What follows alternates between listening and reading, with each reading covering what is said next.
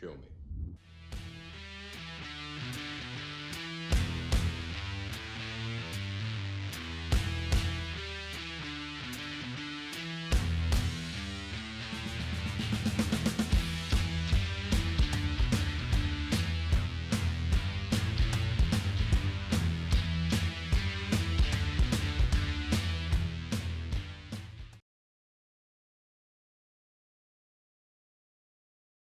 Because there is a character in here named Cliff, played by a man named Ron Hall, who completely won me over. Ron Hall rules. I like that guy. I need to look up if there's Ron Hall movies, because if there's not, that's a crime. Ron Hall is awesome.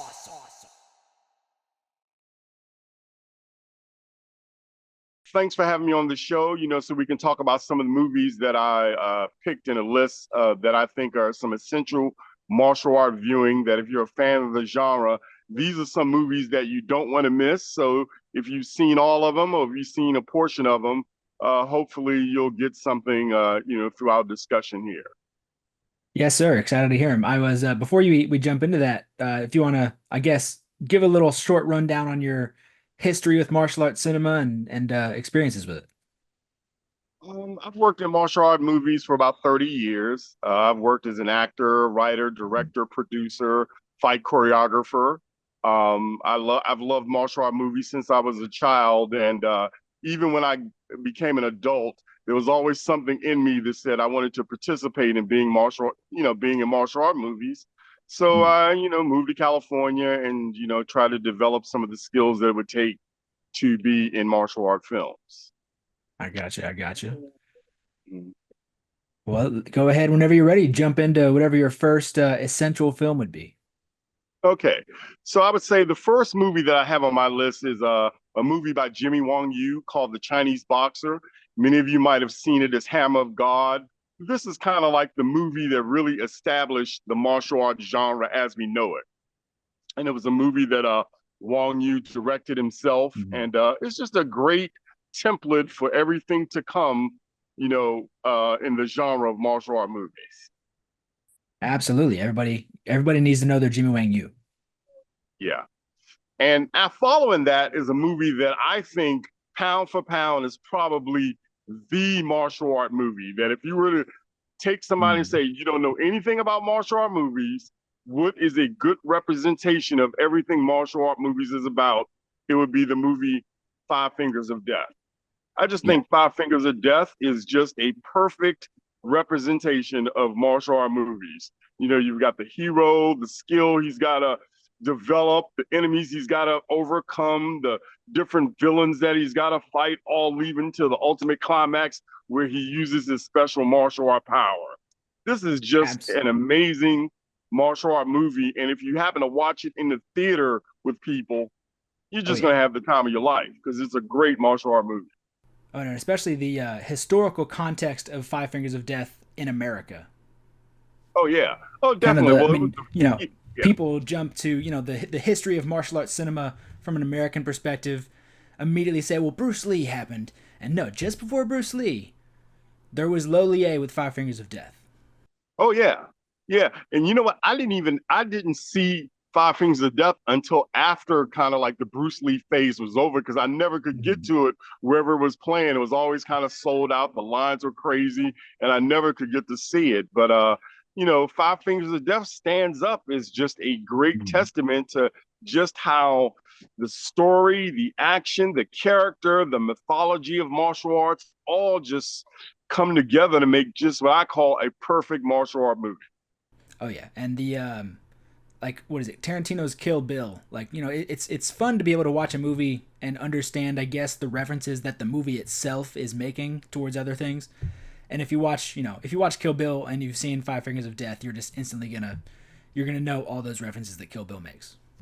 Oh, absolutely. Yeah. Yeah. It's just, I can't give Five Fingers of Death enough praise. Every time I watch it, it's almost like I'm seeing it for the first time. I just think it's just great. Oh, yeah. Another movie on classic. the heels, huh? Go ahead. You're good. Just said it was a classic. Yeah. Another movie on the heels of Five Fingers of Death is that I would call this the MCU of Kung Fu, back in the 70s. which is a Shaw Brother movie, boringly called The Water Margin, but was released in America as Seven Blows of the Dragon. Okay, I You don't know, know if I this one. had, huh? I don't know this one. You don't know this one? Oh I my don't know this God, one. this I have this my movie. I have a good blind spot is like really deep cut Hong Kong classics and like Japanese cinema are like my two blind spots. Okay, no problem. We all got them. You know, we all have them because the genre is so vast over a long period of time. You know, few people will know everything. But Seven Blows of the Dragon is just a wonderful introduction to the world of Shaw Brothers. You got Mhm. David Chang, you got T. Oh. Lung, you've got a whole host of martial art characters with different martial art abilities. Uh, you know, it's just a great story. They have a great sequence of it that really belongs in a comic book where it's like you've got, I think it's like four of the bandits fight four of the criminal of the Mm. warriors on the imperial side, and it's just magic. It's just really Yeah. magic. And David Chang and T. Lung, oh man, David Chang is at his very best in Seven Blows of the Dragon. So that is essential martial art viewing for me. That sounds like it. I love T Lung. I love David Chang, but T Lung is one of my like underrated favorites. Like when people are listing, you know, they're gonna say Jet Li, Jackie Chan, Sammo Hung. T Lung, I think still does not get enough love. Yeah, he doesn't. He doesn't. T Lung is great, and them together. This movie is to me the best they were ever together. It's Mm. like they just it. Yeah, it's just I love this movie. And let's see, what would be the next? So the next movie, we're finally at Bruce Lee. Now, if I were to Is right. take a Bruce Lee movie that I think encompasses the essence of what Bruce Lee about is Mm. Fist of Fury, or the Okay. second one, the Yeah, yeah, second yeah. movie he did. It's just that's the Big Boss or Fist of Fury as it was titled Mm-hmm. in many places. That's why I saw it under was Fist of Fury. You Mm-hmm. know, that's an introduction to Bruce Lee. But this Fist of Fury is Bruce Lee full force on all the way, dominating the movie, showing us why Bruce Lee, 51 years later, we're still talking about his legacy. Is that Mm-hmm. this movie is just fierce, just relentless, and Bruce Lee is just at Mm-hmm. his very best in this movie, and I love it. Yeah, I would. It's interesting, I guess, the saying like Bruce Lee at his most fierce, and I guess that's right. Like there is no more. I mean, it's called Fist of Fury. There is no more angry and precise a martial artist as Bruce Lee in Fist of Fury. I typically lean towards Way of the Dragon myself. Right. Yeah, I like Way of the Dragon too, but I like that for a different reason. For me, Right. Way of the Dragon is Bruce Lee's representation of Jeet Kune Do on film, Okay. I like the got you. way he fights. It's like, like the other ones are more like kung fu martial art type fighting. And Mm-hmm. A Way of the Dragon is where he started to introduce the elements of Jeet Kune Do in terms Mm-hmm. of his strategy, his tactics, the techniques he was using, the Mm-hmm. realism. So yeah, so Way of the Dragon is, they're all essential movies when you're talking Yeah. about Bruce Lee. But if I had to take one and say, okay, what is Bruce Lee about to somebody, I would show them Fist of Fury. Yeah, I see what you mean with the introduction of the more Jeet Kune Do aspects. Just because that first film, The Big Boss, he's not the superstar yet, so he still has to do some things by the book. But then Right. that first one is so popular, he then got a bit more power and control and could say, okay, we're gonna do these fight scenes the way I want to do them now. Exactly. Exactly. Okay. So then after that, I would say I would go to the great Angela Mao in her Mm-hmm. movie Hop Keto, or as I Absolutely. saw it under, was Lady Kung Fu.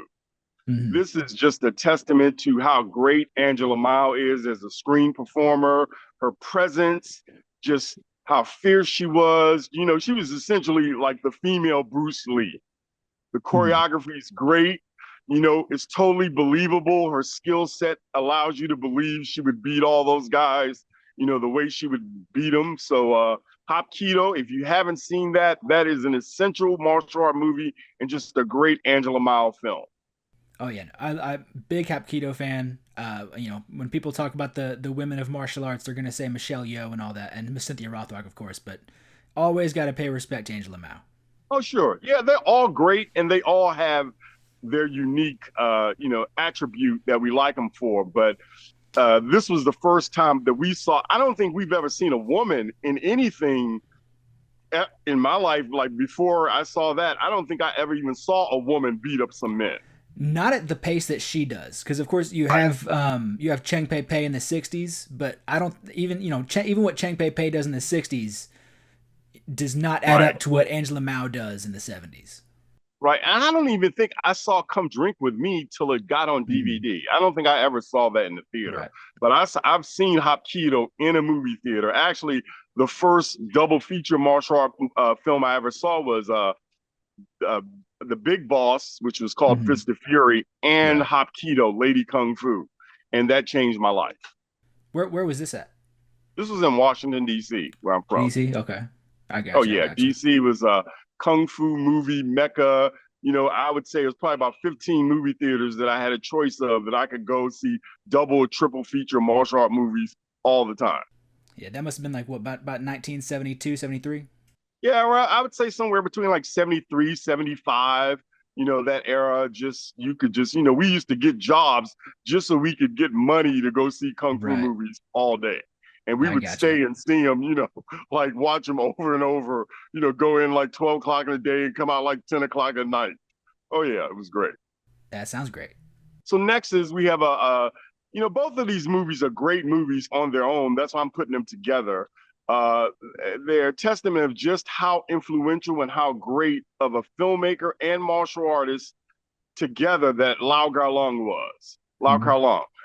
The movies are Heroes of the East and and 36 Chamber of Shaolin. Absolutely. Both of them are great movies. It depends on what I'm feeling like, which one I like the best. But I think in terms of the choreography, Heroes of the East is just martial art brilliance. And in terms of storytelling and talking about, the development of the martial artist, Hmm. you can't beat 36 Chamber. It takes you through every step and still delivers the action at the end of the story and makes a hero out of Gordon Liu. After that movie, he had a great career as a leading man. So all of those things in 36 Chamber. So I put 36 Chamber and Heroes of the East kind of at the same level. Yeah, I couldn't agree more with what you're saying there with the one having story, one having the action. Because like even the story being beyond just, the dialogue and the themes of 36 Chamber, even in the fight scene between Hoi Sang Lee and Gordon Liu, where Gordon is cycling through weapon after weapon trying to find his thing, trying to find something that works for him, and every time Hoi Sang Lee beats him. And then finally he comes up with the three section staff, and it's like a whole revelation and everything. So like just the storytelling in that one scene is beautiful. It's one of my favorite fight scenes of all time. But Oh, then if yeah. you just look at the action perspective, like from the action side, the pacing, the choreography of Heroes of the East, that whole movie's just great. That just every fight scene is incredible. That whole movie is great. You're absolutely right. And I'm not sure, but I think Eric Sang, he plays like a chubby guy in a lot of movies. He actually is still Mm-hmm. working as an actor. I Right. believe he wrote the script for that movie. I'm not Really? 100% sure, but I believe he's the writer of 36 Chamber Shaolin. Oh, I might have to look at that. Next, we are at the Bruce Lee, the movie that stamps Bruce Lee's legacy and etch it Mm-hmm. into our minds and psyche and world culture is Enter the Dragon. Enter the Dragon to me is Bruce Lee's tour de force, meaning all of Bruce Lee's movies are great to me Right. in the Bruce Lee way, but there's something about Enter the Dragon that encompasses everything. The kung fu movie craze, Bruce Lee, martial arts going out into the world becoming aware of Asian martial art culture. All of that is Mm-hmm. in Enter the Dragon. And I understand that Enter the Dragon didn't do that well in Hong Kong, but just people, when I watch Enter the Dragon today, I just think for what it is great. The music, the characters, his Mm-hmm. co-stars, the villains, you got Bolo, you've got O'Hara, Yeah, Jim Han, Kelly. the Hand. I mean, there's so many iconic things about Enter the Dragon that makes it such a great martial art action movie and just essential viewing if you're a fan of this genre. Did you see that one in theaters as well? Oh yeah. Oh please. I know. I can honestly say I know I've seen Enter the Dragon in a movie theater 100 Mm-hmm. times. I What know. was what was that like? What was that theater experience? The whole crowd response like during Enter the Dragon? Because that feels like one that people were going crazy for. You know what? I missed. That was something. It was the equivalent of being at your favorite team's Super Bowl and them being on the Mm-hmm. final yard line and with 10 seconds to go. The audience would be so involved. that it was almost like an audio commentary because people would say things and react to the movie theater. Mhm. People would scream and cheer, and it was just an amazing experience. I mean, really, just Mhm. was an amazing experience back then. I mean, it was really one of the elements that made me go to the movie theater to see those type of movies, where the Right. interaction between the audience and the movie itself just was some fun, amazing times. Yeah, and that feels like one where like if you're there for a Bruce Lee movie, you're there for a Bruce Lee movie. Like everybody was in tune together, knowing exactly what they were watching. Oh, sure. And you know what? They had I'm sure people might remember this. There was a Bruce Lee run in the late 70s where they had Enter the Dragon and Three the Hard Way with Jim Brown, Jim Kelly, and Mhm. Fred Williamson Okay. together in just back to back. And just watching those two movies together, as a black guy coming from Mhm. Washington, D.C., man, those were some mind blowing experiences. So, Enter the Dragon is a very top martial art movie for me. No, definitely one of the best. Oh yeah. So now we're at a point where Bruce Lee died, and The Dragon was his last movie. Mhm. So what happened after Bruce Lee? After Bruce Lee, we went on a transition, and people were kind of trying to figure out what was going on. But one of the Mhm. very first things after Bruce Lee died that happened was Sonny Chiba and the Street Fighter. Right. I don't know how many times I have to when I meet younger guys who have never seen this movie. This movie it's probably to me one of the greatest characters in the genre.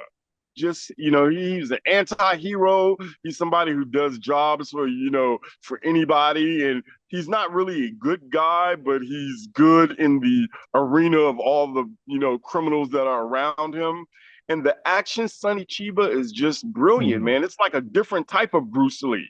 Just Right. it's fierce, it's brutal. They have a scene in there where it's a crazy scene where he pulls off a man's what. And Right. I mean, I saw the version in the theater for the first time, fully on, and it just blew my mind. It I mean, just even when Sonny he Chiba. chops the guy's head, Oh and like it yeah. goes Oh, to the X-ray, and you just see it like crushed down, and he just starts spitting up blood. that moment is so great. Do you know how many other martial art movies have a version of that in it? Like I mean, Mortal there's probably Kombat does that. 20, Like, yeah, there's probably about 20 or more martial art movies that has some version of that technique in the movie. yeah, that's one of the biggest gimmicks of the Mortal Kombat games now is the X-ray hits. Oh yeah, and then just the villain, the villain that he had in the movie wasn't that skilled of a guy, but his presence and what he meant to the story, man, the Street Fighter is one of the Mhm. greatest martial art movies of all time. Really. Yeah, I feel like people leave out that whole era for Japan because I feel like when people try to cover like the light history of martial arts cinema, it goes, well, there were some samurai movies, and then Bruce Lee, and then Jackie Chan Sammo Hung, and then Van Damme, and it just kind of skips over a lot of the Japanese stuff. Yeah. Well, that's kind of a good thing because that means they have a lot of movies that they can discover for the first Mm-hmm. time that I've been at it for 30 something, I don't know, maybe Mm-hmm. 50 years. I've still discovered stuff I've never seen. So it's a constant discovery of great martial art movies out there, but definitely the Street Fighter, I highly Mm-hmm. recommend that. That's one you have to see. Here's one. It's probably so great that I think it transcends the genre, meaning that uh, if you're just looking at a movie in terms of being a movie and you want to watch something that's a martial art movie, Shogun Assassin is hard to beat. Mm-hmm. Shogun Assassin is just magic on film. The character, the mythology, his relationship with his son, Mm-hmm. how his techniques, the action, the blood, all of it is just great martial arts storytelling at its very best. And even though that movie is a combination of two movies, that I don't think either of those movies is as good as I like them both. Mm-hmm. And the second one I like closer to this one, but there's something about the way it was edited, the music, the kids' dialogue that Mm-hmm. makes this particular version of that story just martial art movie magic. Love it. Right. Right. No, yeah. One of the key points of Japanese martial arts cinema history. Oh yeah, definitely, definitely. And and they're all kind of like the Zachichi movies are great. Mm. He went on the guy who starred in Shogun Assassin went on to do like different other series that are also worth a watch. But Shogun Assassin to me is just martial art movie perfection. Mm. I just love it. So now we're in a period during the 70s where people were getting familiar with martial art movies and they start to introduce guns into the movie. So these next two movies are basically martial arts with gunplay in them, and they're probably Mm. some of the best examples back then. Today we have tons of people doing excellent, with the John Wick films and everything, doing Right. excellent examples of guns and martial arts. But back in the 70s, Fu Xing, who was a great Shaw Brother actor, this movie Mm. called Chinatown Kid. Chinatown Kid Yes. is one of my favorite Shaw Brother movies. Just the story, his character, just how it developed his relationships, and it was fighting and gunplay, and it's just the Chinatown Kid is just a great martial art movie. I called it when I watched it. I called it Kung Fu Scarface. Oh yeah, there you go. I'll It's have to just something use about it. I that. think it was like the rags to riches of it, and all the chaos it brings felt very Scarface to me.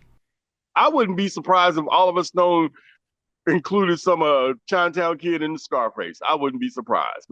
But Chinatown Kid is just I love it. Fu Xing's at his Mm. best. The five deadly venoms are in it. The fight at the end is just mad. I love Mm. that fight at the end. Just he's fierce, and it's like the whole story has been building up to that confrontation. And that's Mm. one thing I love about the best martial art movies is that the entire story is leading to that fight. Right. And that's Chinatown Kid is just a great example of that, and love that movie. Another movie which I think is a great example of guns and martial arts is Jimmy Wong Yu's The Man from Hong Kong. Right. I think this is the movie that really set the template for all the action movies we see today that are martial Mm. arts. It was the one who did it, martial art and guns. This was the one that did it first, Mm. and it's great. Jimmy Wong Yu's his skills are kind of marginal. But in terms of what the movie was, oh man, The Man from Hong Kong is absolutely a fantastic movie. And if you saw it at that time, there was nothing like it. It Right. was just It there was was pretty nothing like it. bonkers. It was just it had this song that was about this group. It was you blown it all sky high, which Mm. was very American like to be in a Chinese movie. You had Jimmy Wong Yu who had all his swagger because he was bold in the movie. Oh He yeah. wasn't like he was playing meek or cowardly. He was like, I'm a Chinese guy and I'm Oh, here and no, I can he was sleep with your a ladies' women, blow man. up your town. Oh yeah. Well, and then like the villain was James Bond himself. The villain was George Lazenby. George Lazenby, he was absolutely, and he was great as a villain in that. He was absolutely great. So yeah, so The Man from Hong Kong is definitely essential viewing for a martial art movie viewer. There's also there's a great fight scene in like a gym, and like everybody that comes out that fights him is like one of the major players of Hong Kong cinema in the 80s. Like you see Yuan Biao, you see Corey Yuan, rest in peace. Like just everybody in that fight scene went on to be a major player.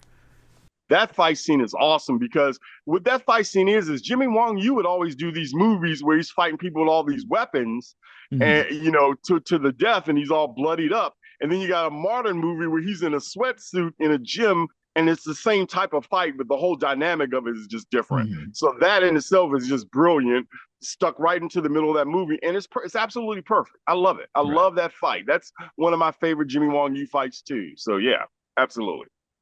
Absolutely. Okay. So the next is we're going to introduce you to the wonderful world of the five deadly venoms. Mm. Now, the five deadly venoms, I never recommend that film to first time Venom future fans because Mm. to me it takes a while to get into it and it could lose people. If you don't know what's coming, it could lose you. What I think are two great Venom movies to me that are kind of like at the same level that I always switch which one I think is my favorite, Mm. but they're both are my favorites, which is Crippled Avengers and Right. Invincible Shaolin. Mm. Both of those, great story, great characters, great use of the Venoms themselves as a collective unit or how they interact. And just in the climaxes of both of those movies is just martial art nirvana. Just they're both great movies, and everything about them is great. And those two movies are just essential. I love them. Yeah, and that first Venom's is I mean, like you're saying, don't not really one to recommend. It's because I say the first one, it's hardly a kung fu movie. It's a mystery, and then there's like one big fight scene at the end. But for 90% of that movie, it's a mystery. Yeah, I mean, in the fight between like Lu Feng and Lu Feng and Lo Mang in the middle of it, that's a great fight. And Yeah. there's some little skirmishes in there that are good, but in terms of like the movies, I mean, Crippled Avengers, the last probably 40% of Crippled Avengers Mhm. is just that Well, I movie mean, it's rock. it's as kung fu as it gets because it's first of all, there's when it comes to kung fu movies, there's always some sort of fight against adversity. So with that one, you have each of them being crippled in some way, and then having to train and learn how to adapt and fight with their new situation. Oh yeah, that was like the Kung Fu Fantastic Four. It was just great. I just love it. Mhm. It's a great, yep. So now we have finally gotten to the man who has basically dominated martial art action movies probably for the last 40 years,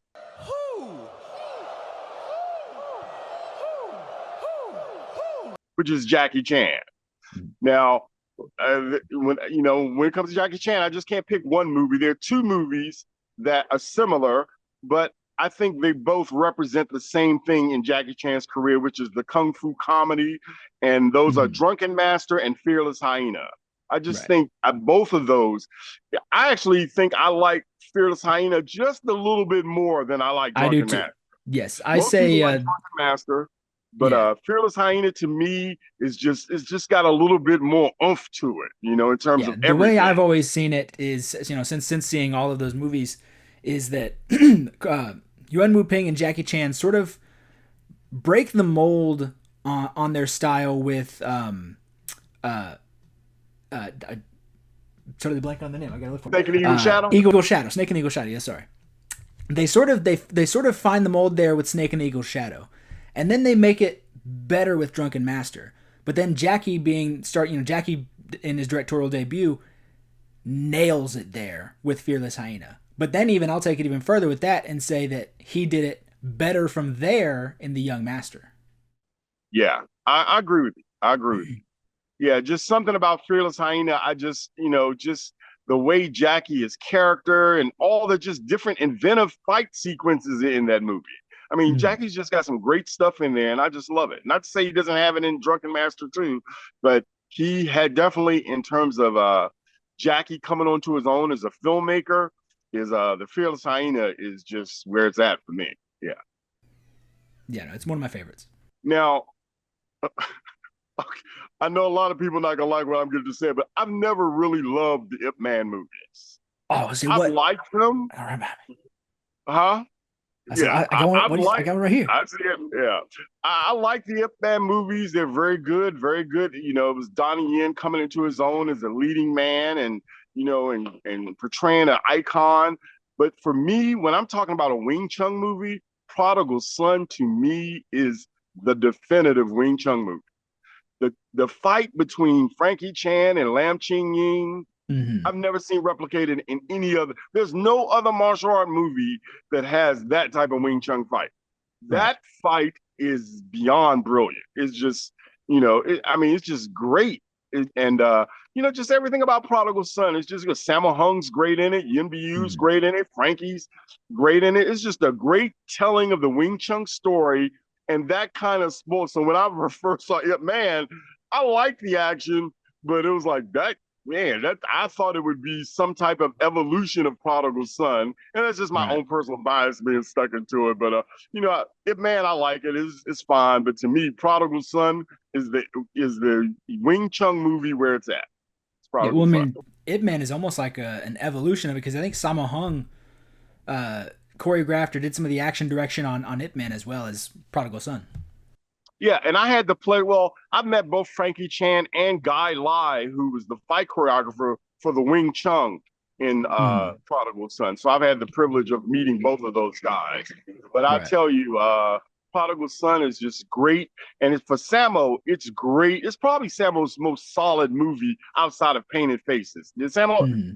Did Sammo direct Painted Faces or I not? I'm not sure on that one. I have to look that one I'm up. not sure at the moment either. But I know Prodigal Son is probably Sammo Hung's strongest movie just as a filmmaker. It's just strong.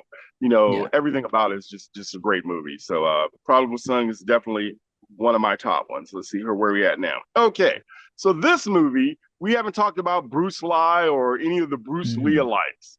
Now there's one movie that I love of Bruce Lee that I think is really a perfect distillation of all the Bruce Lee exploitation movies. If we would take them all Hmm. and say, hey, what is the best example of that to me is a movie called The Last Strike, or as we know it, Soul Brothers of Kung Fu, Okay. which is with Carl Scott and Bruce Lee and Lo Mein.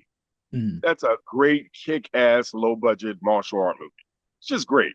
Story's great, the conflict's great, the friendships are great, the action. Bruce Lee is Bruce Lee best without being Bruce Lee. Like Hmm. literally in that movie, he was the best to me in terms of him doing his thing without acting like Bruce Lee. And it was Oh just, yeah. but he came across more like Bruce Lee because, My favorite moments, I guess, in my little experience I have with Bruce exploitation, it's not something I've dove into a whole lot. My favorite moments of Bruce exploitation are kind of when they get away from it a little bit. They're not so deep into it. yeah, no. And this movie is just a great example of that. I mean, Bruce Lee, they all, to me, I love them all. Like the top three, I love them all. I think all of them have contributed something unique to the genre and represent the Bruce Lee aesthetic in their own type of way that does it justice, all of them.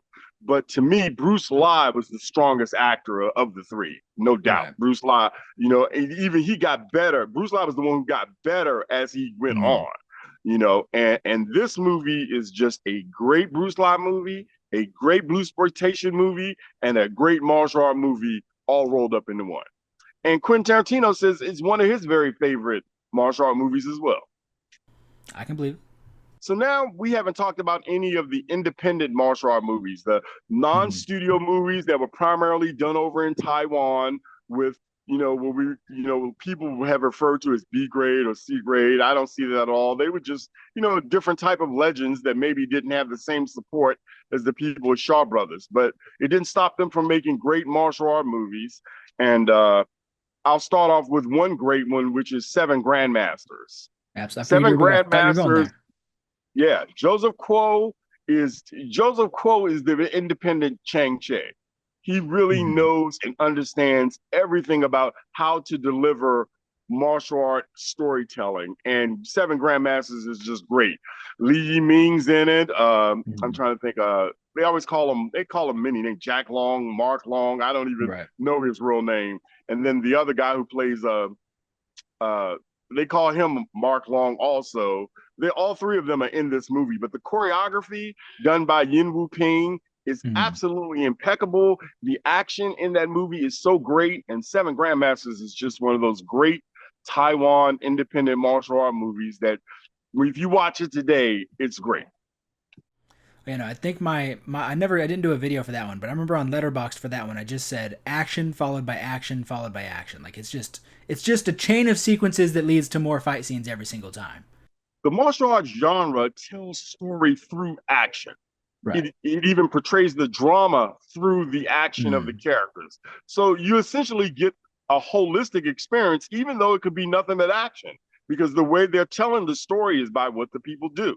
So it's a Oh yeah. different standard as opposed to dramatic conflict that's in a regular movie that we would see. So Seven Oh yeah. Grandmasters is really one of Yeah. the I've great uh ones. I've talked about that with Sean from the Food for Thought podcast. I don't know if you listen to his podcast, but we've said it's like if you wanted a perfect kung fu movie or martial arts movie, you can watch on silent because you're gonna understand the story completely. Exactly. Yeah. Yeah, definitely. So here's another great martial art filmmaker who doesn't get as much credit as he should get is Lee So-nan. And Mm. he's a Taiwanese filmmaker. And to me, this is his crowning achievement is Eagle's Claw with Mm. Wong Tao and uh well, can't think of his name right now. Chin Quan no, what's his name? Chi Quan Chun. Okay. Yes, Chi Quan I can't think of his name. Is it Chi Quan Chun? I'm about to look it up for you. I'm not too sure on that one. I'm getting old, but Eagle's Claw is a great martial art movie story. but not just a great story. It's a great story about martial art movie styles, and the villain played by Chang Yi. I think his name was like Lu Chuk Chow or something like that. When I saw that at the movie, he blew people's minds. I mean, that was one of the best martial art movie experiences that I have ever had at the movies, was watching Eagle Claw with a crowd of people in Washington, D.C. You said this one was directed by Sonam Lee. Yeah, I think it's Chi Kwan Chun. Yeah, I think I see. Yeah, Quan Chun Chi or Chi Quan Chun. Yeah. Yeah, Chi Kwan Chun. Yeah, yeah, just Chi Kwan. I can't even remember his name right now. That's a shame. Okay, but yeah, that's just a great movie. Um, and it's just great storytelling. And the climax of it is just like I said, it's just something out of martial art movie perfection. Another movie is the people. Now people love this movie, and I give them credit for loving this movie because they should. Because Lee Yi Min is one of the hidden heroes of martial arts cinema. Mm. That Lee Yi Min probably was an equivalent of Jackie Chan. He just didn't have the type of support or the exposure that Jackie Chan got. And one of his greatest movies is Mystery of Chess Boxing. Mm. Mystery of Chess Boxing is Lee Min at his best. The Long guys, Jack Long and Mark Long, whatever their real names are, at their very best. And it's a playful story. Just neat. It's just great. It's just great work by Joseph Kuo, and just a great movie all the way around. Right. Yeah. That's one that I've not gotten to that one, but my compatriots in the kung fu cinema community who are a bit older than me talk about that one a lot. But yeah, yeah. And what's odd about a lot of these movies is if you haven't seen it early enough, the effect I think is diminished because so many other movies are variants of that movie that Mm-hmm. you've literally seen that movie without ever having seen that movie. It's Right. just when you experience it, you may get it, but it's really a great Lee Men movie. Okay, this movie holds a special place in my heart. I love this movie. John Liu, when I first started to recognize that there were guys who only did kicks in movies, Mm-hmm. John Liu was my first favorite of those guys. Just, I think I saw him first in Shaolin, what was it, Renegade Monk. And I was like, man, this guy, like, he probably kicked better than Bruce Lee. I mean, it was just like, I just thought he had great kicks. And one of his best movies where he rock and rolls is Kung Fu Commandos. Okay. With Kung Fu Commandos is awesome time. It's just a great man on a mission, you know, fighting all these people trying to rescue this guy, martial art movie. And just the characters in it are great. It's a great storyline. Robert Ty, great as his choreography and as the villain. I mean, that's a crowd pleasing movie 100%. If you see that with the audience is going to be cheering in this great John Liu movie. I think the only one of his films I've seen might be Invincible Armor. Okay, yeah, I like it in this moment. That's good. Yeah, but I would take this. Wow, now this is from Taiwan, and to me, this is actually it probably is one of my top 10. I go back and forth, but I just think this is just great all the way around. Shaolin Mm-hmm. versus Llama. Shaolin Absolutely. versus Llama is everybody's best movie who's in it. It's Alexander Mm-hmm. Lowe's best movie. It's probably Lee So Nam's best movie. It's what's his name? The villain was I can't remember his name right quick, but whoever the villain is, Yeah, I'm about to Chen. see on here. I can't remember his name either. Shaolin versus Llama. And this one I have seen it. I do know it. And it is great. This is one that again Sean from Food for Thought had recommended.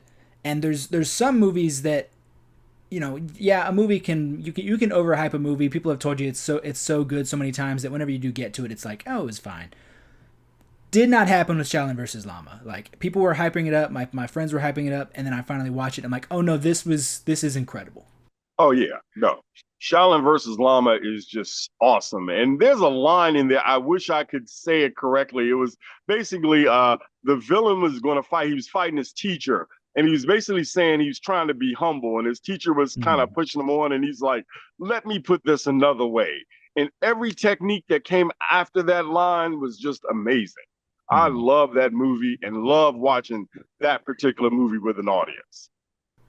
No, and that I have that one in the collection, and I found it at a store in Nashville, and finding a movie like Shaolin versus Llama, just on the shelf, a needle in a haystack. I freaked out. Like, I felt like I had discovered gold. Oh yeah. Yeah, you know what? I felt that way because I had seen it. I think I was in the army. This was like around 1986, one of my last years in the army. I thought I had seen everything, because I was in Mm. the army and that's all we did was hunt down. Me and my friends, we would hunt down kung fu movies and order them and travel to New York and bomb. Mm. And I came across Shaolin versus Llama, wasn't expecting too much from it. Mm. And when I put that movie in, I was like, whoa, they still make movies like that? Oh, yeah. Mm. Shaolin versus Llama Oh yeah. is definitely a great crowd pleasing classic martial art movie. That's just amazing. Oh yeah. So this is the era past where we've done the Bruce Lee exploitation, we've done the independent martial arts, and now people were looking for something new. And the person that came along with that new thing was Jackie Chan, which is Mm. I can remember what I described to my brother when I first saw it. I said, imagine they're doing kung fu, but it's like Batman and Robin type fighting. Like, Mm. yeah, it's like haymakers, punches straight, not Right. any styles or forms or fit, things like that. And Police Story was just awesome when it first came out. I really didn't even know what I was watching when I first saw it. I was like, what is this? It's martial arts, but it's not really. It's kung Yeah. fu, but it's not really. And that style was so prominent. Here we are 40 years later almost, and that is the predominant style that Yeah. we see in That martial is what art people film. say is the Hong Kong style. Yeah, that is the Yeah, Hong which Kong it's style. there's like the essence of kung fu, but it almost feels more absence of style in like a street fightery kind of way. Exactly. And I would say this is the point where Jackie Chan's influence surpassed Bruce Lee's influence in film, meaning that Mm. before Jackie Chan, we had Bruce Lee, and most people who did martial arts did either the old style Mm. or they did a variation of what Bruce Lee was doing. Right. Jackie Chan came along with this, and it changed the template for how martial art action has been done ever since. And every Mm. great person who's come along has been a product of this type of fighting. Tony Mm. Jaa, Iko Uwais, Right. Scott Atkins, you name them, they've all come through this type of style that Jackie Chan Mm. introduced. And Police Story is, great. And there's many Jackie Chan great examples, like the fight in Armor of God when he's Mm. in the room, the dining room, fighting all those guys. That's brilliant. Police Story 2, Yeah. the playground fight scene. That's brilliant. Jackie Chan has done some brilliant work. Well, like the whole current generation of fight choreographers, not just in Thailand or anywhere, but even in Hollywood. I know you know Eric Jacobus, but like his whole crew of like not just his whole generation of people of him, Vlad Rimberg, people like that. They're designing their action that they do today, whether it be on some crazy awesome short film or on an episode of Lucifer. The stuff they do is based off of watching Jackie Chan movies. Absolutely. Absolutely. And they do very good job. Mm-hmm. They do it as authentic as it was done when Jackie did it. So yeah, Mm-hmm. Get out of here.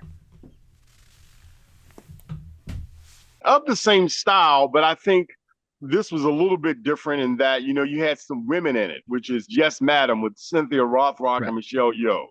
That Mm-hmm. fight scene today is just awesome. Like it is, you watch it today, and the fight scene at the end of that movie is holds up, and it's just great, Mm-hmm. exciting. All the things that are being done, of things people are still doing variations of today. And like I said, while Police Story introduced that style, to me, Yes, Madam said, no, this is here. This is Mm-hmm. what the style will be. So Yes, Madam is definitely what essential viewing for me if you're a martial art movie fan. Yes, it is. Okay, and then after that, another movie as close as Righting Wrongs. You have Yin Bu. Yin Bu, the ultimate utilitarian of martial art films, that he can do everything. He's probably the best kicker, the best shaper, the best acrobatic guy. Mm-hmm. And Right and Wrong is a great example of what Yin Bu can do when you put him in a movie. That movie with him and Cynthia Rothrock and Pete Cunningham, directed by Corey Yin, is Yeah. brilliant martial art action movie making. Yeah. Melvin Wong does a great villain in that one. Oh yeah. Oh yeah. No, Melvin is absolutely just a fantastic villain and a formidable challenge for Yin Bu. It's like Yin Mm-hmm. Bu had to up his game to beat Melvin Wong. So definitely, Righting Wrongs is just a great modern day martial art action movie. Then we got now to me, this is Sammo Hung's magnum opus, meaning Sammo is one of the few guys of the genre that's probably had a hit in every decade since he's been doing it. He's done like a movie that's been definitive, shaped and formed the genre in a specific direction. And to me, his crowning achievement is Eastern Condors. Right. Eastern Condors is just a kick-ass action movie that happens to have some of the greatest martial arts ever in it. The cast of that one is also just insane. Oh yeah, the cast and the battles of the different people and the climax at the end and how they were killing all off our great heroes. Oh man, Eastern Condors is just a great. I mean, if somebody's going to remake any martial art movie ever, like this is the one they should approach. Is that Right. Eastern Condors is just a great martial art action movie. And I think it's one of those movies that transcends the genre. You don't have to like martial art movies. If you go see Eastern Condors and you've got never saw martial art movies and you just like action, you're gonna love Eastern Condors. You're gonna put it up there with Rambo. It's like one of those movies that's just great for what it is and just happen to have martial arts in it. So No, I can't say enough about how much I love Eastern Condors. Now, this movie, I know people are going to think this is an odd choice for me, but, when Jet Li came along, there was a time when Wushu was kind of like, every couple of years, a martial art becomes popular. We had kickboxing. Right now, we're in the MMA, Brazilian Jiu-Jitsu phase. And there was a time when Wushu was that martial art. And when Wushu was that martial art, Jet Li, who's the leading exponent, had done a bunch of movies. But to me, I like a lot of Jet Li movies. Like, for example, Kiss of the Dragon, to me, is one of Jet Li's best fights ever. Just that fight in the police dojo is just, to me, magnificent. But to me, the movie where Jet Li comes all together, everything about Jet Li, his elegance, his mastery of wushu, his character, his screen performance, is Once Upon a Time in China 2. Right. Once Upon a Time in China 2 is my favorite Jet Li movie. Is Donnie Yen at his best? Donnie Yen at his best, Jet Li at his best, and just is a great martial art tale with some of the best martial art action that you're going to see anywhere. That fight, but those two fights between him and Donnie Yen, both of them are awesome. Like, both of them are awesome. I mean, that's a hard thing to pull off. I mean, it's rare you're going to see a martial art movie where two people fight twice and both fights are going to be at the top of the martial art movie food chain. And that's what that movie was. So I love Once Upon a Time in China 2. I'd say it's that and Jackie Chan's Gorgeous, the two fights with Brad Allen. Oh, yeah. Yeah, Brad. Yep. So now America's been watching these movies for about 10, 15 years. And all of a sudden they say, oh, well, we want to participate. We want to be a part of what we're doing. So, and then you had Chuck Norris and he was starting out after Bruce Lee and he would do his movies, but Chuck never really invested himself in the martial art movies, I would say. Like, he did them, but his focus really was on, he wanted to be an actor who did some martial art movies. I would say movies, if you would take a martial art movie from Chuck Norris, The Octagon would probably be one of those that you could say, that's a martial art movie. Whereas Lone Wolf McQuade is an action movie. Or Silent Rage is an action movie. Yeah, Missing in Action is an action movie. Right. So when we're coming to America, one of the first movies that really you watch from Americans and you say, whoa, this is like a straight up martial art movie, is The Last Dragon with Time at. Am I the meanest? Sure enough. Am I the prettiest? Sure enough. Am I the baddest mofo low down around this town? Sure enough. Well, who am I? Sure enough. That's just a great, it's a pure martial art movie that has African American culture in it. It's not Chinese, but it gives you everything you would get if you went and watched a Shaw Brother movie or independent Taiwanese movie. It has everything. So The Last Dragon is one of those movies to me that is, if you like martial art action movies, this is essential viewing is The Last Dragon. It's just a great movie, fun time, and I hope somebody does a sequel sometime in the near future. Show enough. Feel the glow. Now, during the I guess the early 80s, we had this ninja phase. All these movies, came out, were using ninja. People were fascinated by the ninja. And Sho Kosugi, came along and they did Enter the Ninja, which was a decent and lackluster kind of start. But to me, Revenge of the Ninja is the best ninja movie I have ever seen. And it's probably not even authentically a ninja movie, Right. but it's just the best. It's fun. It's, it has the essence of like what you think ninjas are about. Sho Kosugi's at his best. Steve Lambert, who doubled the other ninja, is at his best. The kids are cute. It's fun. It's brutal. It's just a great movie. And to me, I don't think I've seen a stronger ninja movie than Revenge of the Ninja. Yeah, Sho Kosugi's kind of another one of those forgotten names sometimes. Yeah. Well, I don't think he's forgotten. I just think that people don't, it's like we don't do ninjas anymore, so it's passe. But Sho Kosugi was just great, and he held it down. He held it down until I think the next person I'm getting ready to talk about. Let's see what we got here. Was he held it down until this guy came on the scene, Jean-Claude Van Damme. Jean-Claude Van Damme is another person who shaped and molded the genre in his own image. Meaning that from Jean-Claude, you have so many things, the kickboxing craze, the martial art tournament craze, anytime you see somebody doing a split today, they were influenced by Jean-Claude Van Damme. So I'd even say that, sorry about that, the two things that influenced Mortal Kombat, they're kind of almost kind of the same movie. The two things that influence Mortal Kombat are Enter the Dragon and Bloodsport.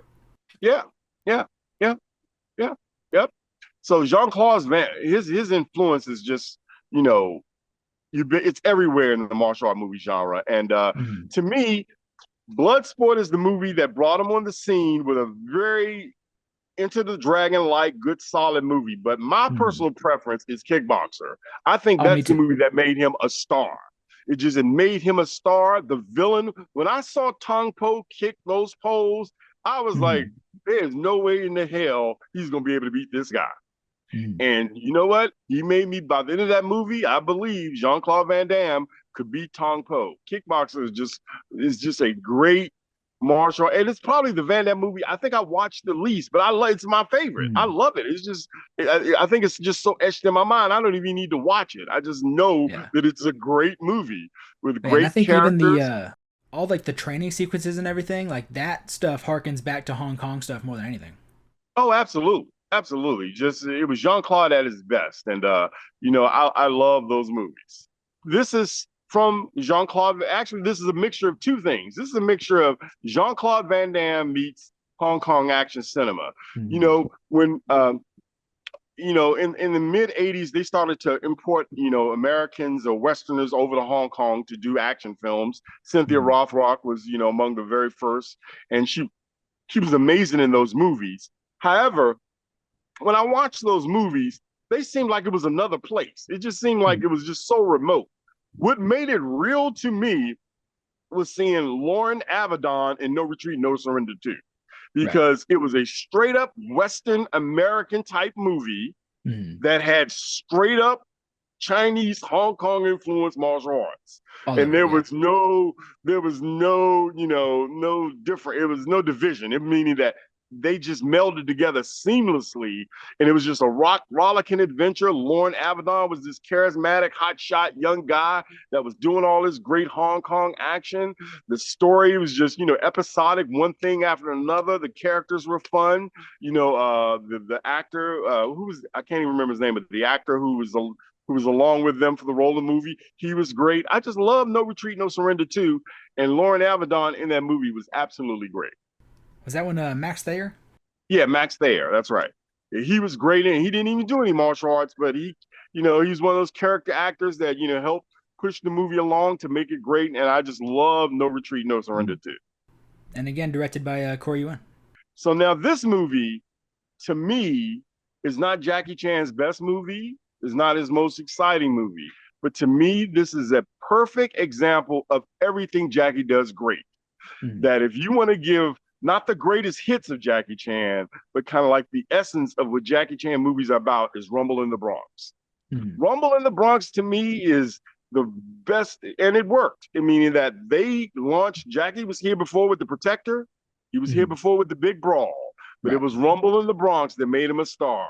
Because Jackie was so Jackie in that movie. He got to be who we know Jackie Chan was in an American type movie. That even though, what's odd is, even though I like the American version, the Hong Kong version of that warehouse fight with that music and a little bit of different subtle editing tweaks, to me, is vastly superior. So if you've never seen that, seek out the Hong Kong version and watch that fight. That fight has a whole different tonality to it that, to me, makes it superior than the American fight. But Rumble in the Bronx is just, it set the pace for what we're doing today. And that warehouse fight with Jackie Chan is just brilliant. It's just, the progression in the fight. He's fighting one guy. He's fighting one guy on a table. People coming, more fighters are jumping in. Now he's fighting through the environment. Now he's got obstacles. I mean, it's just a great, great Jackie Chan fight. So I just love Rumble in the Bronx.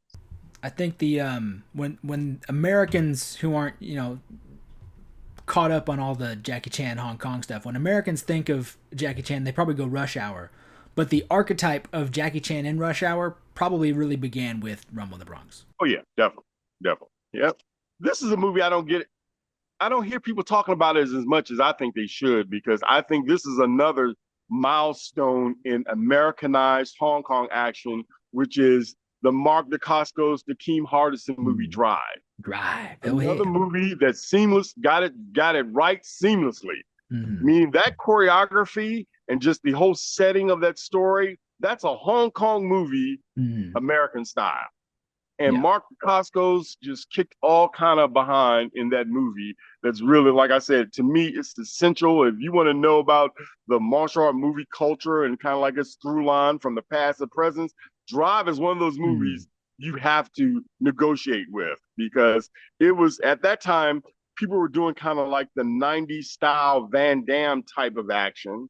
But this came in, Koichi used to be on the Power Rangers. Yep, Koichi came in there, and they just did a fantastic job of doing essentially a Jackie Chan movie without Jackie Chan. Yeah, so Drive is one of those movies that I just think is absolutely great. Incredible. Now, this movie is important that, in my opinion, when you look at like the top tier of martial art performers, you had Bruce Lee, who is the king. You'd say Jackie Chan would be kind of like the prince, but a king in his own right. But to me, a person who has, through his portrayal of martial arts on screen, has defined martial art action today is Tony Jaa and Ong Bak. Right. Tony Jaa, to me, was the next Bruce Lee. When I first saw Ong Bak, I was like, oh my God, this guy is incredible. I mean, just, he took the acrobatics of Jackie Chan. He took the environmental fighting of Jackie Chan. He took the brutality of Steven Seagal. And then he took the Thai fighting, which always looked ridiculous before in movies. He turned it into a force of nature in the one style that people have been building on ever since Ong Bak. And I just think Ong Bak is just a great movie. And Tony Jaa is great in it. And I hope that Tony Jaa gets another opportunity to do a Ong Bak-like movie, because he deserves it. And I know Tony Jaa is capable of doing another Ong Bak type movie. With the right creatives. He's got it in him. So I'm looking forward to seeing another Tony Jaa Ong Bak type movie. All right. And then after that, we have the movie that built on top of Ong Bak with another great martial art performer, actor, Iko Uwais in The Raid. Right. Everything about the Raid is martial art action perfection. The story, the setting, the characters, the action is just all of it just comes together and just makes for it's really a perfect martial art action movie. You know, Yes. and you go. What I like about him is he has his style is Tony Jaa like, but it's a very different style. You know, his use of low kicks, how he uses his hands, you know, when he gets his hands winding, all that's just Right. great stuff. And he is just another guy who, since he came on the scene, his type of style has influenced, you know, the martial arts genre moving forward. So, Yeah. I told somebody recently who has not seen The Raid, just like to get an idea of the significance of The Raid is Hollywood today is constantly trying to make another John Wick, but you wouldn't have John Wick without The Raid. that's right. Yeah, you're right. Yep. That's just like I said, he's great. The movie's great, and that's just martial art action movie perfection for me. Mm-hmm. So that's funny. We're leading on to the movie you're talking about, John Wick. You know, I'm a huge person when it comes to movies. Like titles always draw me in. When I first heard John Wick, it just sounded so bland to me. I was like, John Wick, like, what's John Wick?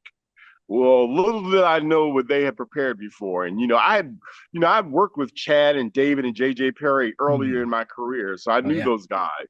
And what they put together in terms of martial art action and gunplay was brilliant. You know, it was done before. There was a movie with Christian Bale. Can't remember the name of it right Equilibrium. now.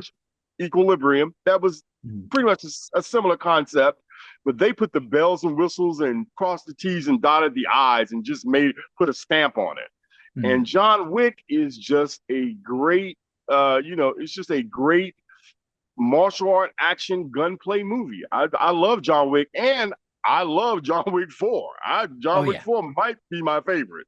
I'm constantly battling with that 3 and 4. They're back and forth all the time. Yeah. I love John Wick 4. I just think it was great. I haven't watched it as nearly as enough as I should. I just think Donnie Yen was just amazing in it, and the ingenuity and the creativity of the action in the story.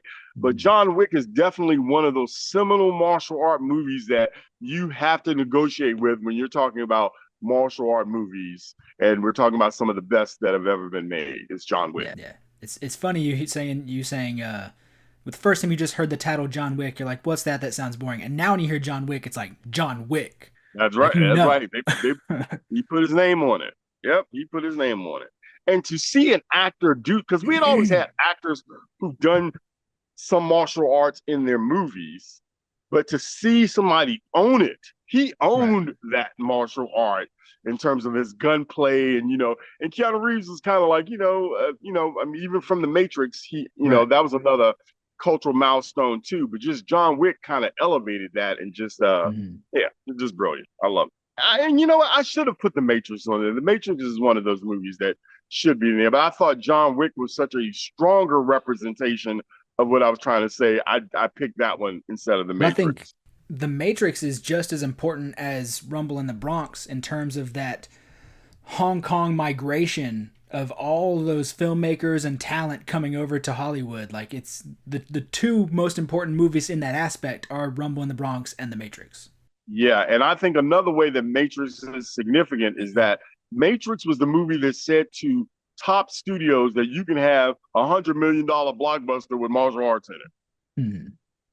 Yeah, that's what The Matrix did. Is that I can remember seeing when they first showed The Matrix, the first time they ever showed it, I saw a screening of it.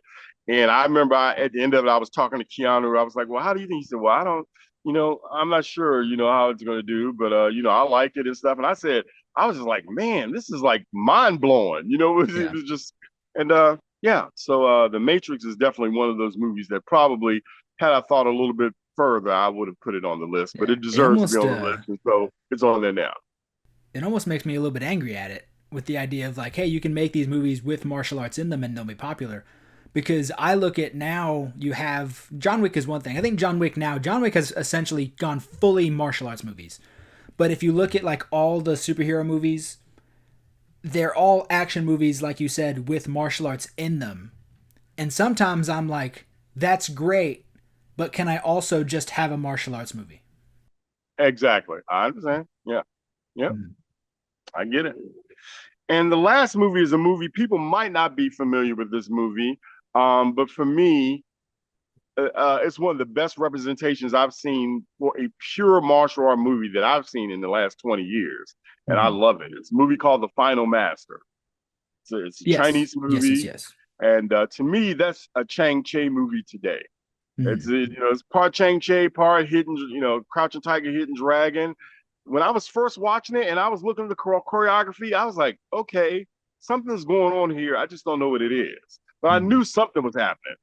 And by the time I saw the end of that movie, oh man, that movie, The Final Master, to me is just a great representation of what martial art movies deliver when you do them right. Great Mm. characters, great story and character, enhance the action, great action that's innovative, creative, and just inspires you to just be interested in martial arts. Is I love The Final Master. Mm. And there are other movies that I could talk about, but we'd be another hour or two. And I've recently seen some movies that I think could continue, what we've been talking about. But Yeah. the martial art movie genre right now is probably as strong as it's ever been. It's There are booming right now. groups of filmmakers out making martial art movie content. Mm. There's independent people doing it. Some incredible talent coming off of YouTube. Incredible talent. Mm. Guys like the Marshall Club, the Right. Young Dragons, the Young Masters, Eric Jacobus, Andy Long, all these young Mm. filmmakers who are incredibly talented that have grown up watching these movies. They're all bringing martial arts back to a place where you probably can find a martial art every time you're looking for one. You probably Oh can yeah, find yeah. a decent one to Yeah. Art watch. School Dropouts. If you haven't seen them on YouTube, Art School Dropouts are doing good stuff too. Art School Drop. Oh yeah, he too. Joey Yeah. Lynn. Yeah, yeah. Joey Min. Yeah. No, he's great too. So it's an exciting time, and I'm excited. What I would like to see is the type of, like I said, those experiences that I had with the audience was just a part of what was Mm. being watched and the thrills. I would like to see that for this generation of Mm. martial art movie going loving people, because it's just a very exciting occurrence, and it's part of that movie experience. Like when I think of martial art movies, that experience is not separate. It's part of that experience that I know Mm. the last 10 minutes of like Mad Monkey Kung Fu, the Right. audience is going crazy, Mm. So yeah.